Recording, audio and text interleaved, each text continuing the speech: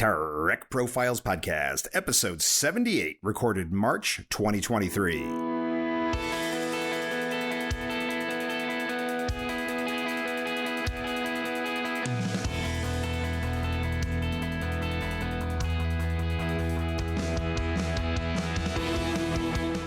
This is the Trek Profiles Podcast, where each episode we talk with a Star Trek fan. We hear their fandom story, and we try to figure out why Star Trek matters to them, to you, and to all of us. I'm John, your intrepid host of this whole enterprise, and I welcome you to this, the Trek Profiles Podcast, episode 78. If you wish to get in touch with us, you can reach us at feedback@trekprofiles.com or on Facebook or Twitter @TrekProfiles. And here is your spoiler warning. As we recorded this, we were in the middle of Picard Season 3, so all previous Trek content up to and including that point is fair game and may be discussed during this episode. You have been warned, Huban. As always, my trusty sidekick and co-host is the happily harmless, wholesomely harmonious, yet heretically haughty M5 Multitronic unit. You may greet the listeners, M5. The M5 is online. Let's do the announcements. Announcements ready.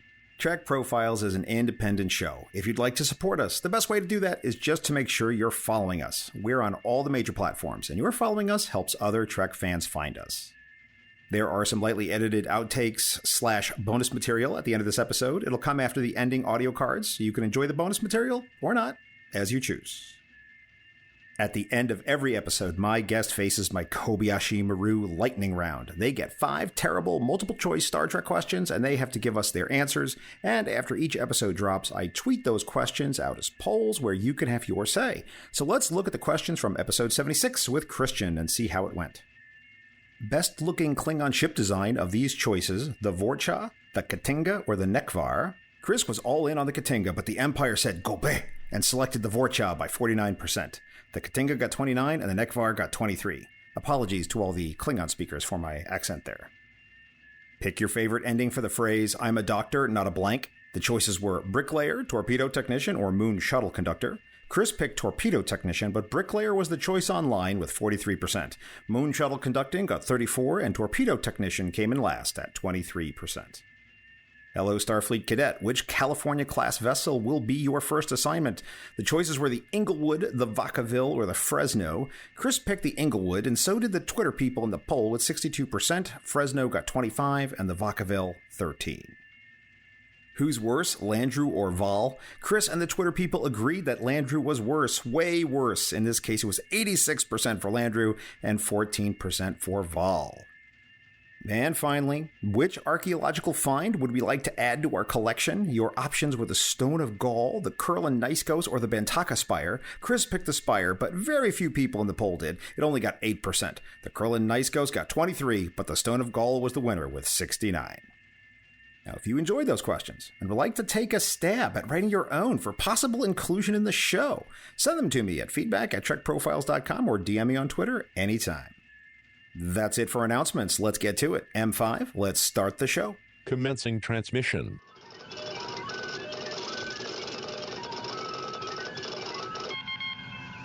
His favorite character is the Cisco, but he also loves Gul Dukat and the Cardassians, but his favorite ship is not the Defiant. Oh no, it's the NX-01. He's from San Antonio, Texas, North America, Earth, in Sector 001. It's Eric Christopherson. Welcome, Eric, and thanks for being on the podcast. Well, thanks for having me here, John. So, Eric, question 1. Are you a Star Trek fan? I must confess that I am absolutely a Star Trek fan. And when did you decide that you're a Star Trek fan? How did that happen? Oh, yeah, I was young, maybe 7 or 8. I think it was in the mid-90s sometime. My dad, who was probably 13 or 14 when Star Trek premiered back in the 60s, he was a big fan of it. Big fan of all the science fiction, and he just introduced my brother and me to Star Trek, and we've been fans of it ever since. So you probably never had a moment that you can really think about in your life when you weren't a Trek fan. Not that I can think of. It's always been a part of my life. Okay, so which series was the first one you really remember watching? Well, I remember watching like late night reruns of like the original series and The Next Generation. I don't know if TV Land, whatever, who had late night reruns. But the series that really got me into it was Voyager. Right? When Voyager premiered in 1995, I guess I was 8 years old at the time. Mm-hmm. And I remember we sat down every Wednesday, 8 p.m. UPN, right? And we watched Star Trek Voyager. And I caught every episode of it as it premiered during its entire run. I never missed a Wednesday night. So where did you grow up? Where was this? In Michigan. Okay, so whatever channel you were watching it on, they didn't have sports or whatever that preempted you? No, UPN was like the Paramount Network. It was like a new television channel, right? That premiered, and like Voyager was the flagship show. I think the people who are growing up in the streaming era just don't know the struggles. No. I remember like there was an episode, The Killing Game is a season 4 episode of Voyager, 2-part episode. It premiered on my birthday in 1998, I think, maybe 99. I don't remember. We can look that up. But I remember my family was asking me, "Oh, what do you want to do for your birthday? Go out to dinner or do something?" And I was like, "No, I just want to be home by 8 o'clock so we can watch Star Trek." Spending time with all of you is great, but all this has to be secured by 2000 hours because I got something else to do. That's right. Okay, great. So when Voyager came on, Deep Space Nine was also in production. TNG was just kind of wrapping up. So were you confident that you had seen most of those, or did you come back to them later? I mean, what was your status with the earlier shows at that point? I had seen 0 episodes of Deep Space Nine at the time, like when it was on, I guess, because it was on in syndication, I think, just like The Next Generation was. And I guess I just never caught any of Deep Space Nine until much later. And I guess people were telling me, "Oh, Deep Space Nine is kind of boring," and all those things. It's not real Star Trek. It's so different. They're not on a ship. All the Deep Space Nine fans are putting your name on their whiteboards right now. No, Deep Space Nine is my favorite. It's my favorite now, right? But I had not seen any of it then. I'd seen maybe a handful of TNG episodes. I know like Spike TV used to play episodes of it, reruns during the day, and I caught some of those. But I really didn't get to watch a full watch of Deep Space Nine, Next Generation, original series until I got into college and later. Okay, so you started watching Voyager. You watched that straight through. And did you just continue that right into Enterprise and watch that in original broadcast too? Yeah. Enterprise premiered the next fall right after Voyager ended, and that was on during high school for me. Those 4 years of Enterprise were my 4 years of high school. And I know I caught the first 3 seasons of it, but I think season 4 they might have changed the night that it was on, right? I think they may have moved it to Friday nights or something. Mm-hmm. And being a senior in high school, I think other things distracted me away from trying to watch Star Trek on Friday nights. Ah, okay. So now, as we're recording this, it's 2023, and there's 800 and something hours. Have you seen it all? I have seen it all, more than once. And that includes all the streaming stuff, all the new stuff, animated series, you name it. All the new stuff. I've definitely seen all the streaming stuff. The animated series I watched once, probably 5 or 6 years ago. Mm-hmm. It was fine. It's not my favorite, but I haven't rewatched any of the animated series, but I have seen it all. That's great. So right now, just impressions. We're early in season 3 of the Picard show as we record this. So what are you thinking about your series rankings right now? Is Deep Space Nine still at the top, or are you reconsidering that? Just no Deep right Space or wrong Nine answers, but just curious. No, Deep Space Nine is still at the top of my rankings. I think just because of like the characters, especially like the side characters that you get, mm-hmm. the recurring characters. I think they just add to the character development and the story building, which I don't think is possible if you're on a ship and you're traveling from place to place. But I'd say Deep Space Nine is definitely my favorite. Then Voyager, just because of the fact that it was my Star Trek when I was growing up. And then Strange New Worlds. I know it's brand new and it's got 10 episodes, but that first season really crushed it. It was so good, and it just felt so refreshing compared to like Discovery, which is not my thing, right? But if you love Discovery, love Discovery. I'm not here to tell you don't love Discovery. It's just not my favorite. I'd probably put Discovery at the bottom. Okay. In our pre-show, as we were getting ready to record, you mentioned that you just got married 3 days ago. Yes, I did. And here you are podcasting with me, which it's very strange. So anyway, my question is, so is your spouse as big into Star Trek as you? She is not. And does she just tolerate this? Yes, that would be a good word for it. So I remember like when we were first like starting dating, I tried to get her to watch the movie First Contact on First Contact Day. Mm-hmm. And, she watched it, but she was like, she's like, I don't get the big point. It's like, this is Picard's speech, right? The line must be drawn here. This is awesome. She's like, I don't understand the moment because, I don't have the background in the history. And she watched it, but she wasn't like, oh my God, that was so great. I was having this conversation with a friend of mine, and I was talking to them about Star Trek 3, which is a movie I've often defended and am a big fan of.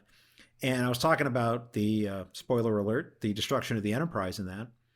And, they've destroyed Enterprises and flagship vessels, lowercase f flagship vessels in numerous incarnations of Star Trek. But I don't think any of them had the impact that had, because we'd been looking at that ship since 1966.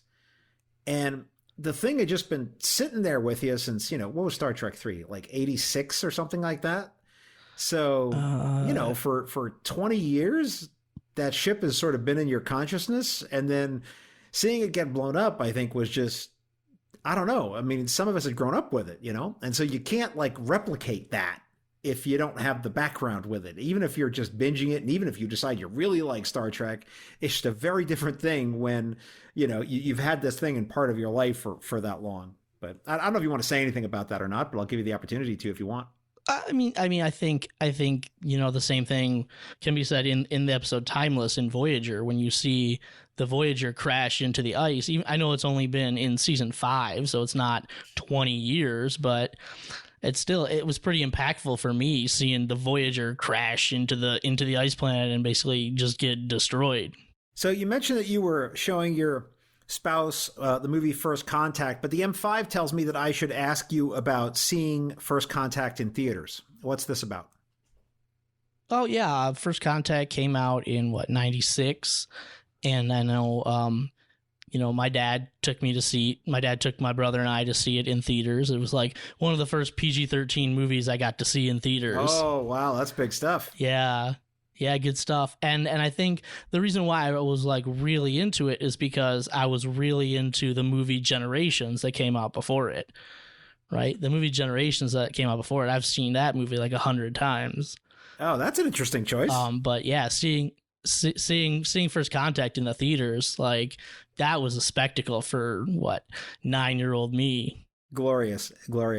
You and I are on a video chat, which is not recorded, so my audience cannot see your background, but yet I see that you have some Lower Decks art that I think is one of those custom things that sometimes people do online of you and your wife in Lower Decks uniforms. I see a bunch of Funko Pops.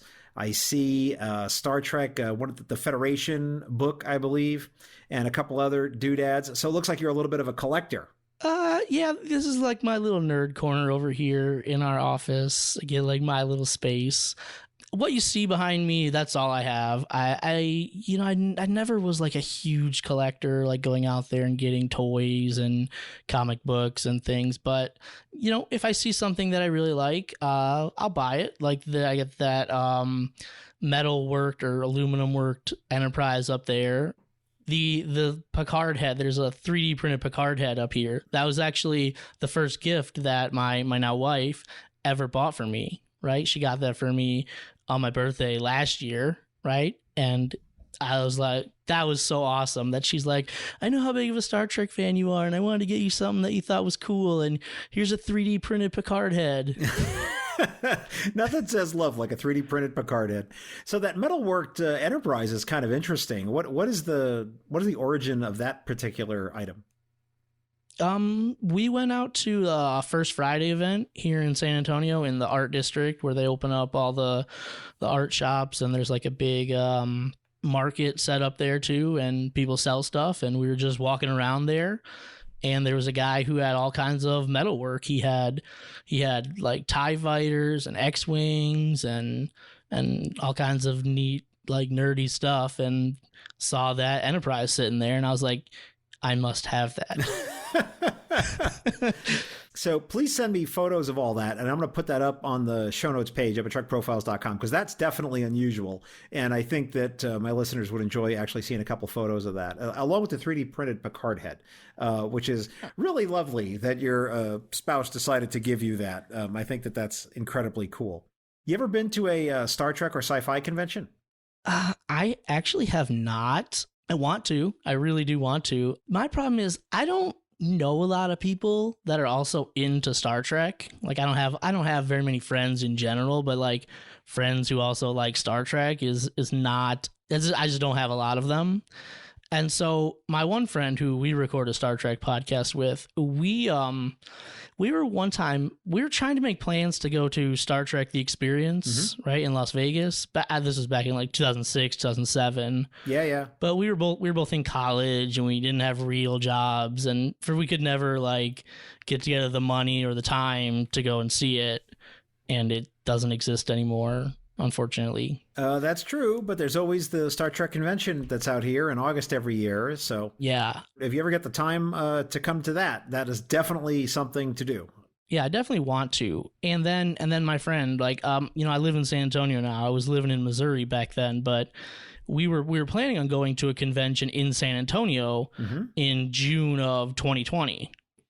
Right. And you look at we looked at all the big names that were going to be, it's like huge names of people that were going to be at this convention in San Antonio. And my brother, he lived in San Antonio. He lives in San Antonio. My friend, he lives in Dallas. We were all going to come down to San Antonio and go to this convention. But June of 2020 didn't happen. Right. Yeah.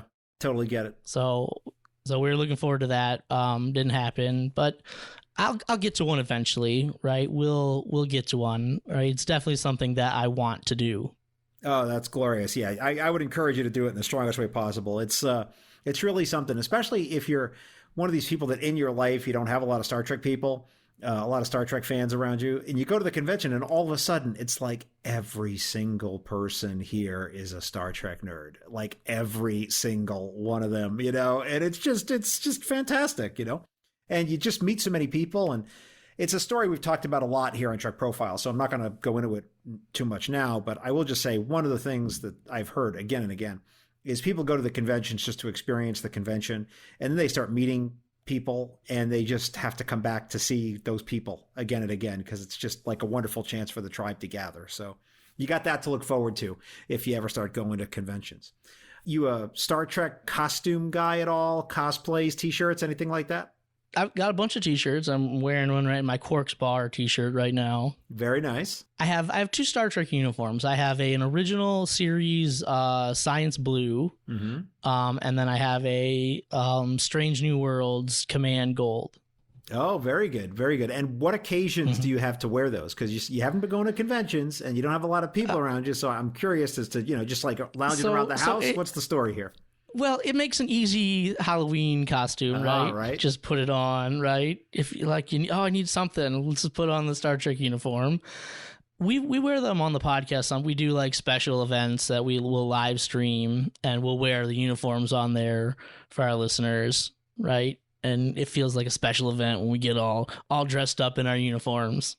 Very nice, very nice. What's a cosplay that you want to do someday or a uniform that you want to wear but you don't have yet? I'm not creative in any way, shape at all. I would love to do like a Cardassian, right? But that would just be like way too complicated with all like the makeup that you would have to put on and then building the uniform somehow. It just seems like way too complicated. Oh yeah, the doing the costuming and the makeup for that would be too much for me. But I mean, something like a Bajoran security officer, right? That feels like it would be easier, right? Very little makeup, and then like the costume is not all that intricate. Yeah, so that's probably something you could swing. That'd be pretty cool. Well, I look forward to that, and if you ever do it, send us some pictures, man. We'll put that up. Okay. The M5 says, I'm to ask you about the sci-fi club at school. I'm a teacher at a charter school here in San Antonio, and one thing that we do is we take time out of our day. It's built into the school schedule once a week, and every student and every teacher is part of a club, right? Every student has to go to a club. Every teacher has to sponsor a club, and at the beginning of the year, we were picking what club we wanted to sponsor, and I said sci-fi club, and another teacher said sci-fi and horror, and so we kind of combined them together into one club, the sci-fi and horror club. And it meets once a week, and it's just for an hour, so you don't have a lot of time, but we talk about science fiction. We do movies. Sometimes we talk about like old movies, right, and how like things have changed over time, special effects. We'll read some short stories. We don't want to because a lot of our kids won't sit there and read a full book. But we can read short stories or listen to Orson Welles' War of the World, and we've gotten some Star Trek episodes in there. It's just long enough of a club where we can watch like a Star Trek episode, even the original series episodes, which are a little bit longer than like the 90s era. And so we can talk about Star Trek, show some of the things about why I like it, some cool episodes. And it's a lot of, I have fun, and I think, and I hope my students enjoy. I know the other teacher that does it with me, we both have fun picking the things that we're going to show to these students. So I'm going to put you on the spot. What was the last thing that you did at your sci-fi horror club? The last thing that I did was I showed an episode of The Outer Limits. It was the episode The Xanthi Misfits. All right, tell us about it. The Outer Limits, sci-fi show in the 60s, based off of The Twilight Zone from the 50s.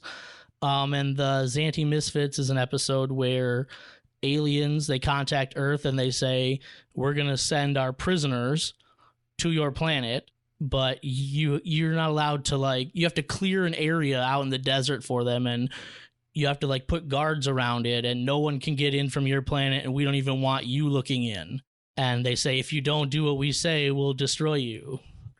And so the ship lands, and there's a military guards around it, but somehow some bank robbers, one of them played by Bruce Dern. Bruce Dern is one of the characters in it. Yeah, I was blanking there. He was like the bank robber, and they run the military roadblock, and they get in, and that causes the Xanthi to be upset, and they start to attack the military personnel.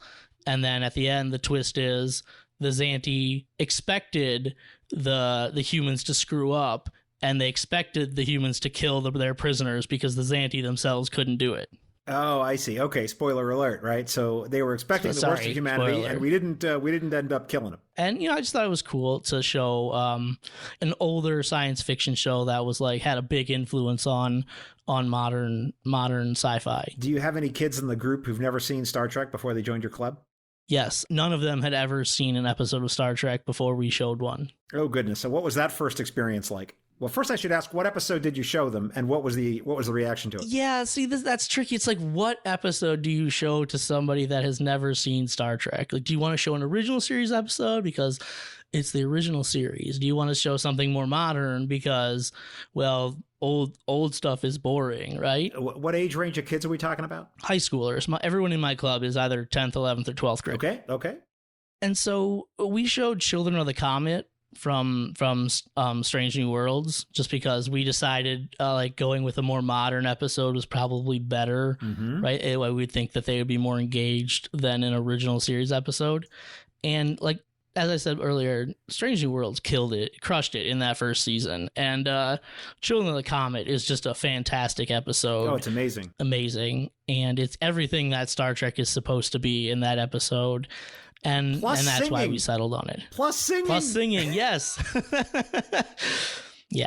And what was the reaction? I mean, I think they enjoyed it. They all said it was interesting. It wasn't what they expected, because I think they're more, a lot of them are more on the side of the Star Wars side, which is it's big now, and so the fact that it wasn't action oriented, I think, was what surprised them about it. But they enjoyed that aspect of it. Glorious. Well, I think it's time to talk about some episodes. Are you ready? I'm ready. All right, let's do it. Let's talk about Explorers, Deep Space Nine, Season 3, Episode 22. This, of course, is the one where Captain Sisko and Jake decide to build a little Bajoran ship and go on a little adventure. So, definitely a very interesting episode. A lot of montages in this one. And of course, the accidental sort of warp drive discovery. So tell me, what about this particular episode is special to you? You know, it was my dad that got me into Star Trek when I was a kid, and the fact that the thing that I like about Deep Space Nine so much is just that relationship between Ben and his son Jake. And I think that they have such a great relationship, and it's fun to watch it over the course of the entire series. And I like the fact that this episode is what I call the dreaded F word, and that F word is filler. How dare you, sir? Right? I know people. How dare you? I know people like they think that calling something filler these days is like the worst thing they could ever call an episode.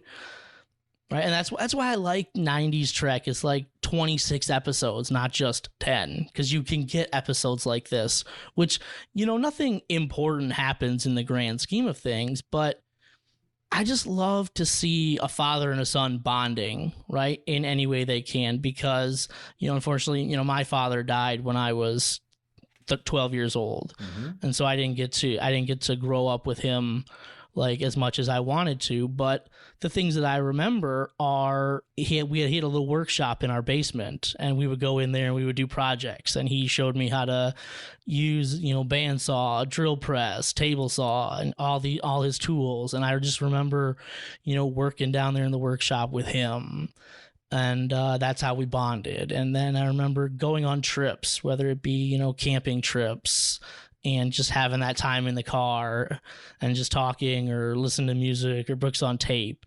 And so, and to see an episode on TV of a father and a son just bonding in that way, it really sticks with me, because those are the things that I remember.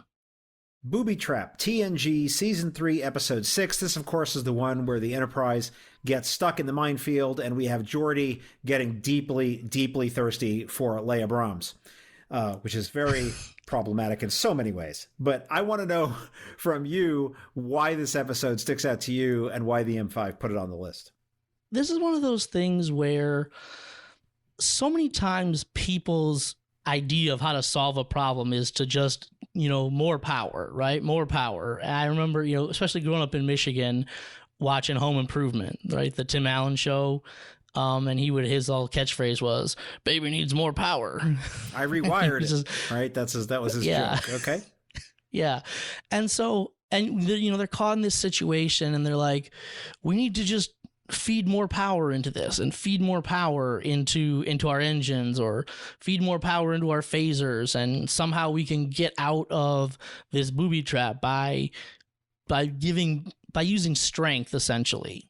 And it turns out in the end, the answer is not to do more power, but to do less power, right? Turn off the engines, turn off the ship, and just guide with minimal power and just use their thrusters. And I think that when Geordi comes to the realization of this at the end of the episode, he's like, I thought technology could solve all of our problems, but sometimes what you just have to do is turn it off. And I think that is kind of what Star Trek's all about, is trying to think differently than just, let's just put as much force behind this as we can. And I've tried to just think about that through life. Just maybe sometimes use your brain instead of just use your fists, right? Wonderful, wonderful. And, you know, the thing I like about the episode, too, is that how Leia Brahms comes back and we get the flip side of that whole experience, right? So I think it's just a really great set of episodes. And I enjoy I enjoy it when, especially in this era of Trek, we didn't get all that much serialization. So I kind of enjoyed the fact they remembered some things and we got to see a consequence. I thought that was nice whenever they could do that sort of stuff. All right, maybe this conversation will be merciful and quick. Maybe it won't, but let's talk about Arena, TOS Season 1, Episode 18, of course, with the amazing Bobby as the Gorn. So what's this one all about, Eric? Tell me what's going on here.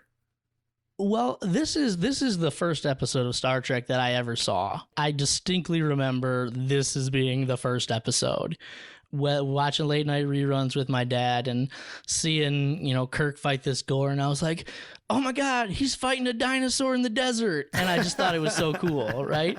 And it was like dinosaurs were fresh in my mind because I know I had just seen Jurassic Park recently. So that's why I know this had to be like 93, 94. And it was so cool. And my dad's like, that's not a dinosaur. That's an alien. I was like, an alien? That's cool too. And that's like the reason why this has always been a favorite episode of mine is because I know that it was the first episode that I ever saw. But like the more and more I watch it as I grow up, you hear Kirk as he's narrating this episode. He's like, I have to keep in mind, even though this looks like just a big animal, a big lizard, that this is the captain of a starship. He's a cunning creature who's intelligent, and I have to remember that. And I can't just look at him and judge who he is based on what he looks like. There's more to it. There's more behind it than that. And then throughout the episode, he's like, the Metrons, they told me there would be weapons here. They told me there would be weapons. I'm looking for a weapon. And at one point, he's like, I wouldn't give for a hand phaser right now.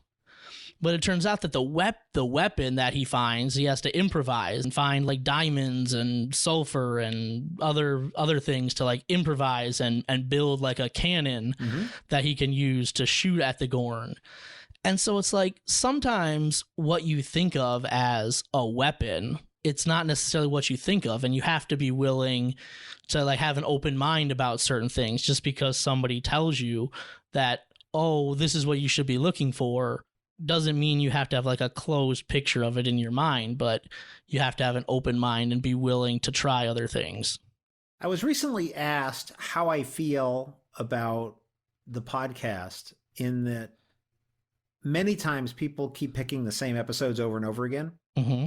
And one of the things I always tell them is, it's one thing to say, this is an episode I want to talk about, but oftentimes people have these deeply personal connections to the episodes, which I don't care if it's the same 5 episodes. If everyone has a different story to tell me about why it's important or how it made them think about things differently in their life, I'm game. I'm game, right? Which is that's why we focus on that personal connection here on the show.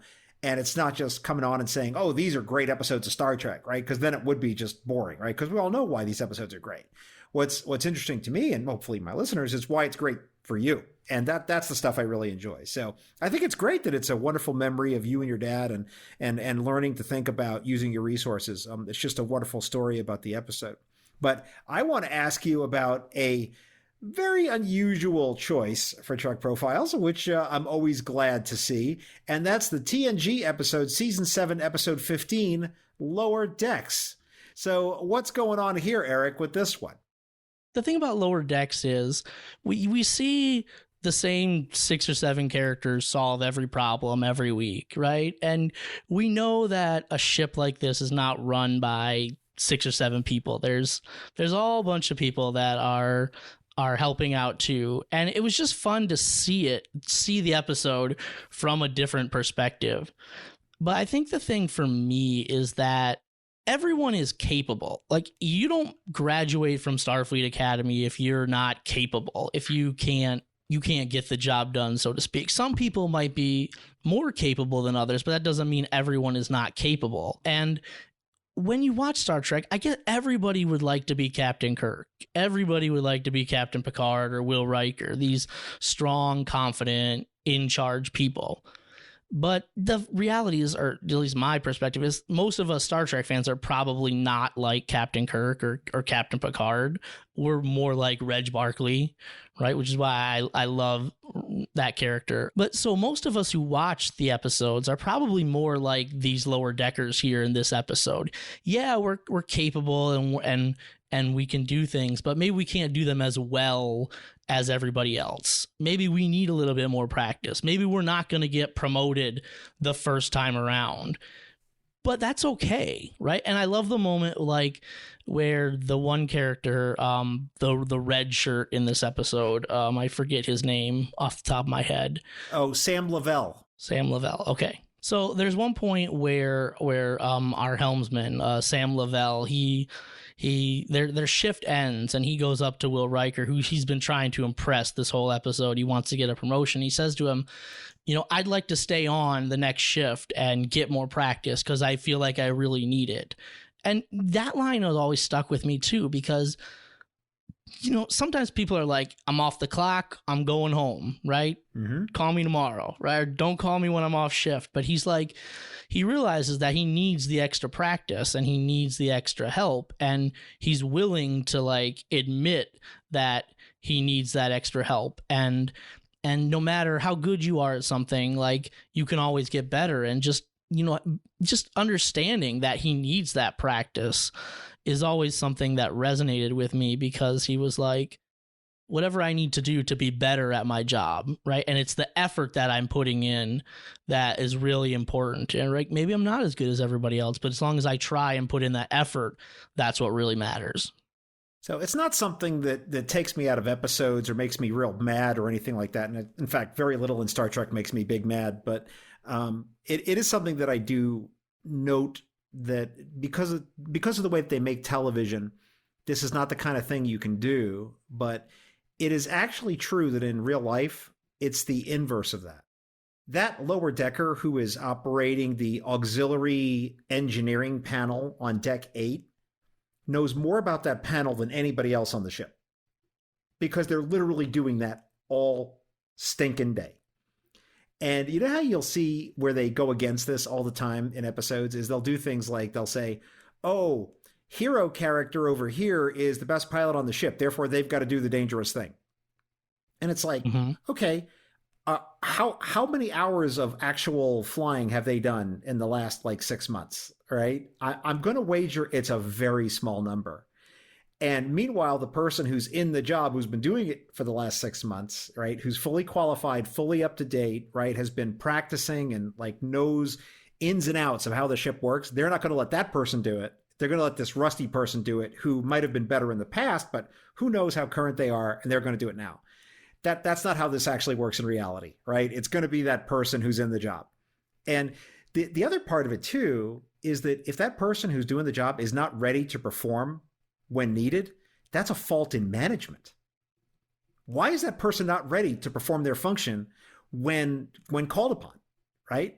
That is actually bad for the command structure, right? They let that person down, or they've not been training and developing their people. So, and anyway, I don't mean to derail you on it, but it is just something that I think is interesting that in reality it's actually flipped.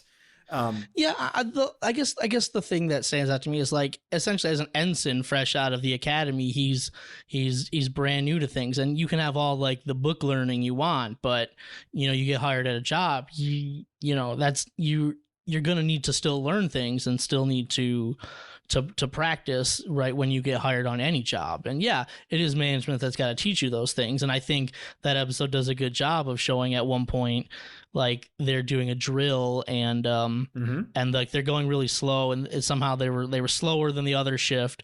And Riker says to her, well, next time, keep a floating lock before you lock on, because as the ship moves, then you'll be able to target it faster. And it's hey, they don't teach that at the academy, but that's something that you get to learn out here. Memento Mori, Strange New Worlds, Season 1, Episode 4. This, of course, is the one where we have the Gorn ships, and we have the battle between the Enterprise and these Gorn ships. So tell me about this one, Eric. What's up? Oh, talk about fantastic episodes right here. I mentioned Children of the Comet being a great episode from Strange New Worlds, but I think this one is just as good, if not better. You're in a life or death situation, a battle against your enemy, and you have to be, at some point you have to be ready to fight your way out. And I think Captain Pike here just played fantastically by Anson Mount in this episode, and all of them, definitely ready to fight, but looking to use his cunning and all of the resources available for him to get out of this predicament, whether it be, hey, Spock, you're my science officer. What can I do? What's the ship capable of? Go to, my helmsman, right? what can you do to help pilot me out of this situation? And I really love that he goes around and he talks to everybody, and then he goes to, his tactical officer and says, hey, you have history with the Gorn, what can you tell me about them? And he's using the resources that are available to him to get out of this predicament, and while being ready to fight, that's like his last resort. And he's just saying, whatever I can do to avoid the fight, if necessary, I'm going to try to outsmart my enemy. And I think that too is like classic Star Trek, in my opinion. So you seem to like a lot of the Strange New Worlds episodes, and I think they're all great. I think it was a fantastic season. So I'm just going to ask you about the Elysian Kingdom, because I think if there's one that is the most polarizing out of all the episodes, it would be that one. It seems to me, and just an observer of the discourse, that's the one where people say, that one wasn't for me so much, but everything else was great. Or they're like, this is like the best thing in the whole season. So I'd just love to know what your thought is on that one. I mean, it was a fine episode. I actually disliked the 2 episodes after that more than Elysian Kingdom. But it was great to see all the actors having fun with these characters that they were playing. I mean, you could tell Anson Mount was just loving it, and then all the others too. But I think one of my biggest problems with that episode is at the end when Dr. Mbenga, in a sense, to me, it felt like he was giving up on his daughter instead of saying, like, I'm going to do whatever I can in my power to help you. I'm just going to, like, give up on you and let this being take you away. And I don't know, to me, that didn't sit well with me. I'm glad you brought that up, because I want to compare and contrast what you just said with this next episode that the M5 has selected for us, and that's The Visitor, Deep Space Nine, Season 4, Episode 2. And this, of course, is the one where we have Jake living a whole life, and then we have a different actor, Tony Todd, playing Jake as he desperately searches for a way to restore the timeline and bring his dad back from purgatory, I guess, sort of a kind of a purgatory or non-existence. I'm not sure how you would describe it. So what's going on here with this particular episode for you, Eric? Well, I mean, as I said earlier, my dad died when I was 12, and he and I were really close. And so when I finally watched this episode when I was in college, like many years later, when it ended, I was in tears, like uncontrollable tears after watching this episode. I don't think I've been affected by an episode of television any more than I have by that episode. I was like, I cried for a long time. After I got done crying, I called my mom just to talk to her, right? Just to, just to tell her and talk to her. Yeah.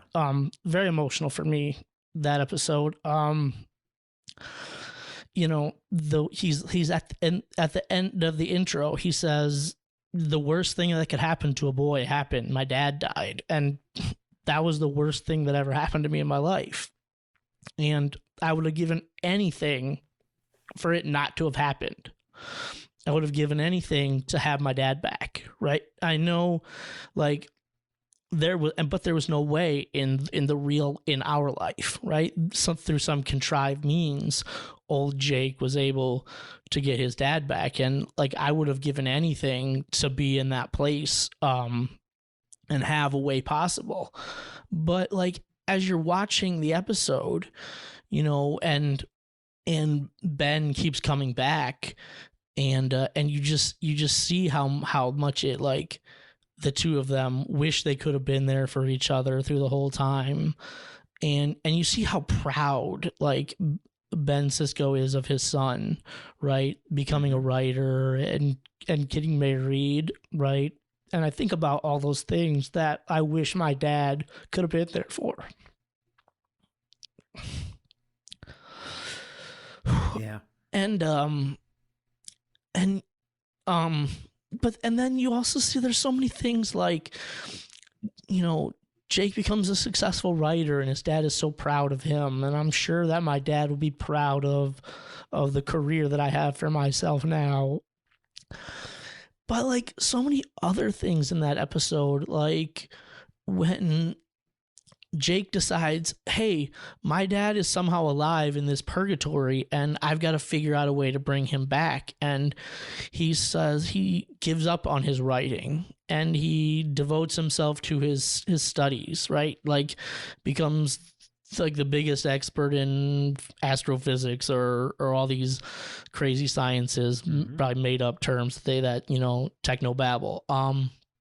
And it hurts his life. Like he loses his wife leaves him.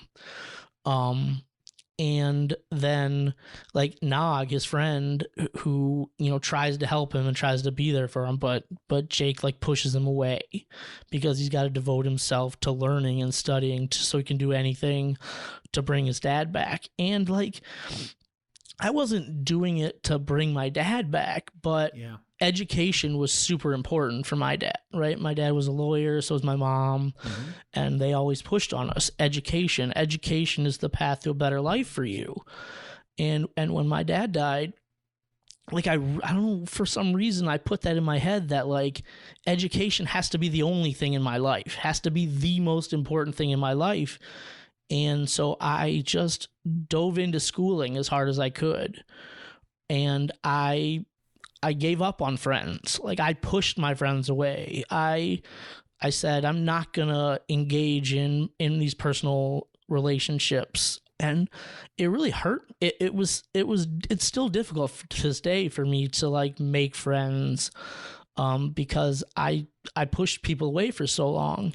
And I saw, Jake, as he was growing up in this episode, do the same thing. Like he pushed away the people that cared about him.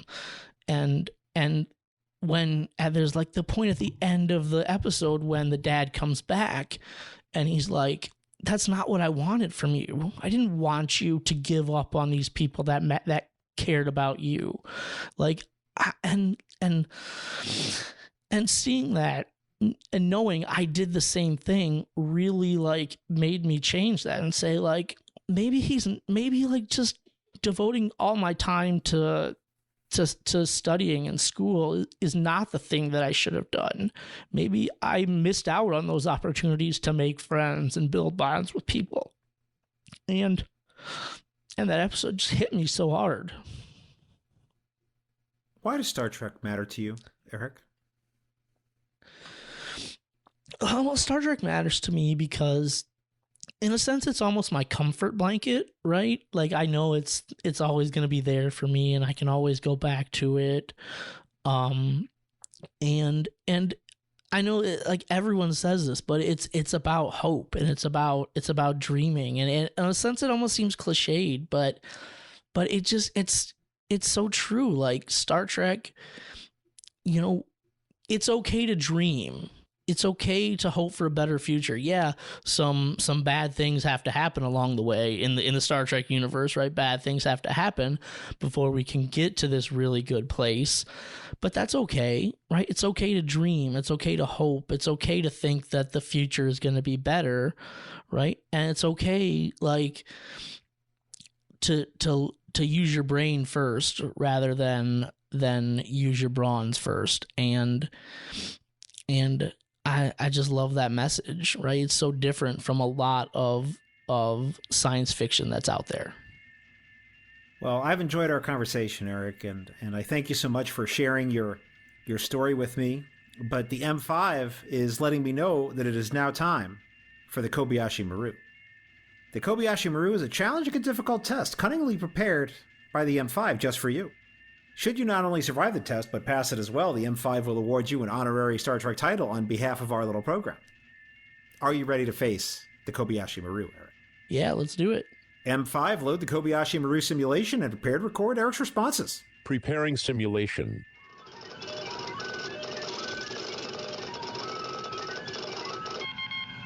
Simulation ready. Which subject should we take up in Federation School? Exochemistry, fractal calculus, or xenolinguistics? Oh, fractal calculus, definitely. Best captain's chair, 1701 refit, the Voyager, or the 1701D? Voyager. Who are we having lunch with in the crew's mess on the Discovery? Saru, Nan, Adira, or Tilly? Nan. Pick the best Federation colony, Cygnia Minor, Alpha Eridani II, or the Vega colony? Vega Colony. What are we going to do after work? Getting thirsty for Baku villagers? Creating a time paradox in the Devron system? Or a hot drop in the saucer section? Baku villagers. Simulation complete. M5, please compute the results and tell us if our guest has passed the Kobayashi Maru. Analyzing. Eric, I am pleased to tell you that the M5 has calculated that you have passed the Kobayashi Maru simulation. Congratulations. Thank you. And now, the M5, who has analyzed your answers, will award you an honorary Star Trek title on behalf of our little program. M5, what title shall we award our guest?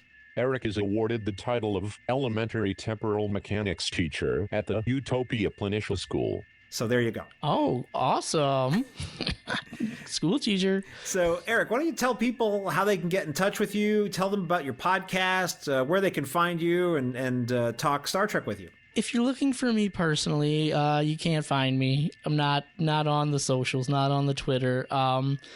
If you want to listen to our podcast, it's called These Are the Voyages. You can find it anywhere where you find podcasts. We've been doing a lot of episode reviews. We've been recapping everything weekly since the start of Picard Season 1. So for 3 years, we've been doing weekly recaps almost every week. We'll do other episodes where we talk about characters. We'll just dive into some highlights of characters. We'll talk about episodes from the past. We do book reviews as well. So if that's something you're interested in, These Are the Voyages. You can find that is on Twitter at TRTVPod. So if you want to check that out, well, we'd appreciate that. And I'll put a link up to all of that on the show notes page up at TrekProfiles.com. Eric, thank you so much for being part of Trek Profiles. Thank you.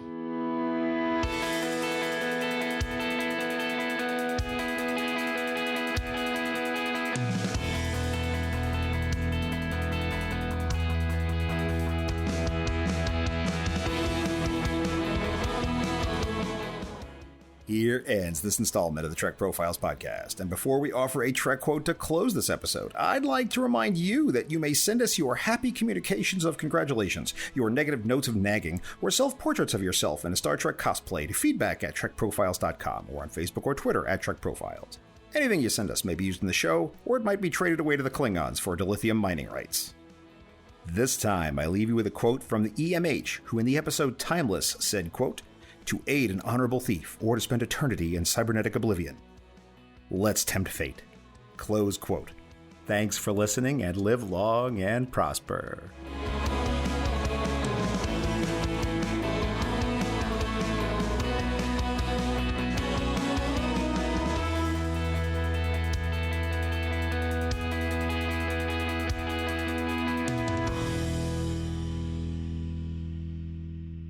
This handcrafted podcast is brought to you by Stars and Sky Media Lab. It's cosmic.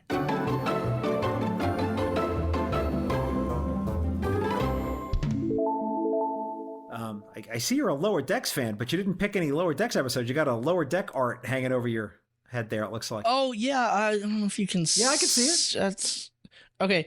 My wife, we got married 3 days ago. What? 3 days ago? Yeah, 3 days ago. You're not on a honeymoon? You're podcasting with me? No, yeah, we're gonna wait till the school year's over. Oh my goodness gracious! We did it on my spring break, and now we're gonna go when the school year's over. But she had that printed out.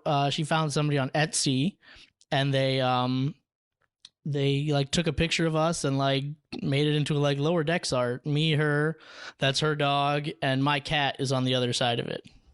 So I'm blown away now by the fact that you just got married and you're doing a podcast. So yeah, I know. That's I don't know if that would have flown in the palatial Trek Profiles estate with Mrs. Trek Profiles. I don't think she'd have been down with that.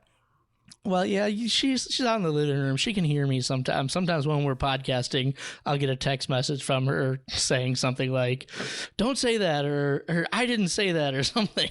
So, are you going to get in trouble for anything you say on this episode? We haven't started the episode yet, so I just want to put a marker, and say, do you anticipate? I'm not going to get in trouble for anything. No. You sure? I'm positive. All right, yeah. Challenge accepted. But we'll see how this goes. Okay. So you and your spouse, you're both Star Trek fans. She is not. Oh, okay. And she just did that because she knows I'm a big fan. Oh, okay. All right. Well, we'll save that for the show. I may have more questions about that. Okay.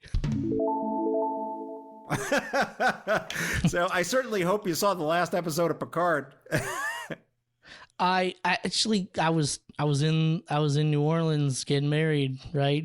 That's the one episode I haven't seen yet. Boom diggity, we're done.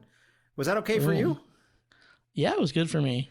So that was a very touching. I'm sorry, I got a little emotional there. No, look, man, you know, if you go listen to some of my episodes, you will find that happens a lot. Mm-hmm. And, you know, I still feel like a very novice interviewer in a lot of ways. But one of the things I've learned is that when the guest is having a moment, you know, I'm not going to try to derail it. So I just let the thing stand as it was, which I felt was the right decision. Is not necessarily what somebody else would put in one, but who cares? Like, in the end, it's personal preference. Yeah, well, because you have a personal connection to the episode, right? It's very special to you, right? Mm-hmm. Which is wonderful. Yeah. And I get that. And I think that's one of the great things about this podcast that I do in a lot of ways is that, you know, I sometimes fail, but I try to have room for people to enjoy Star Trek the way they want, you know? Yeah. And I never feel like I'm trying to convince you that, like, my way is the right way, or, you know, because God knows I'm nuts.